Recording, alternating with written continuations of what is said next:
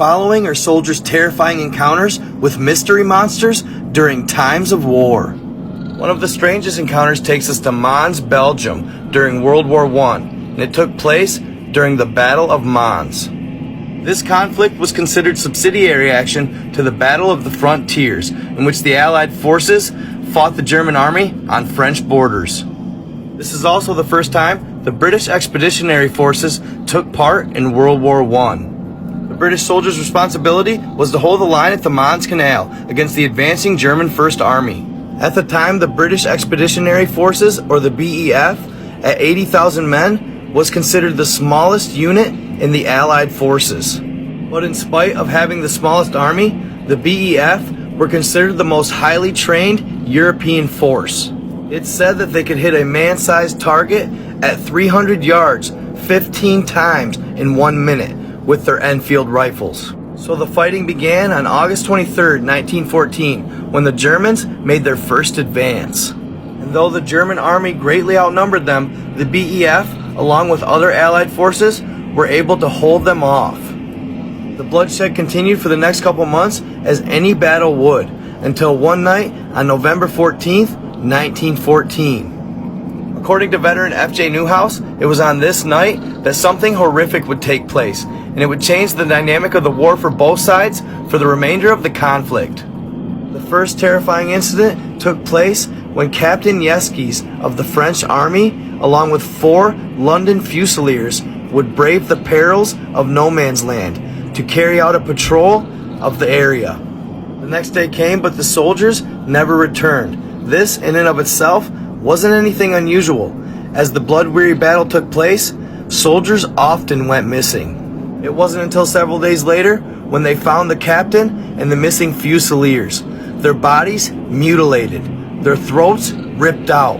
They were riddled with gaping flesh wounds from something feasting on them. Fear swept over the Allied forces like a plague. Nobody had any idea what could have done this to their fellow soldiers. A few days went by with no activity, so the men began to slowly calm down. Until one night, as they were sitting around their campfires anticipating the next day's battle, a bone-chilling howl would pierce the desolate darkness of no man's land. The monstrous shriek could be heard by both sides, and it was allegedly so terrifying that some of the men immediately wanted to retreat. Some soldiers described it as a howl from hell. For the next 2 years, they continued to find soldiers in no man's land mangled with their throats ripped out, as if something large mauled them to death. Whatever it was a vicious beast, and its otherworldly wails became commonplace among the soldiers. They heard them every single night. Occasionally, they'd even hear the deathly screams from soldiers across the battlefield, indicating that the other side, the Germans, were experiencing the same thing. So this beast did not discriminate. It didn't matter which side you were on or who you were. He was out for blood. The nighttime roars increased in frequency, and it was around this time that the soldiers stationed at the sentry guns surrounding no man's land said they saw a large gray hound lurking on the edges of the battlefield. They described it as having a superhuman physique, and that it moved with insane agility and speed, that it possessed large glowing eyes and razor-sharp teeth. It continued to prowl the bloody battlefield of the Mons, claiming victim after victim, adding to its list.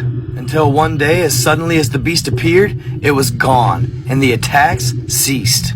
After the war, Newhouse got back home and shared his story, and it became widely circulated. It would gain even more notoriety when Newhouse would claim that German doctor Gottlieb Hochmuller was behind creating the beast. He claimed that the doctor took the brain of a madman and put it in a Siberian wolfhound. And not only that, he enhanced its growth and made it bigger. Newhouse stated in the 1919 Oklahoman article, and I quote, "The death of Dr. Gottlieb in the recent Spartakian riots in Berlin has brought to light the facts concerning the fiendish application of this German scientist's skill that have astounded Europe. For the Hound of Mons was not an accident, a phantom, or a hallucination. It was the deliberate result of one of the strangest and most repulsive scientific experiments the world has ever known." Accounts later stated that the doctor, on top of making the beast bigger, increased its capacity for hatred chemically. Also that its hide was made to be impenetrable by bullets. Newhouse also stated that upon the doctor's murder, they found all the documents verifying his story in his belongings. Whether this story is just a piece of wartime folklore or has elements of truth, we'll probably never know. Regardless, this wartime folklore will forever go down in history as the Hellhound of Mons.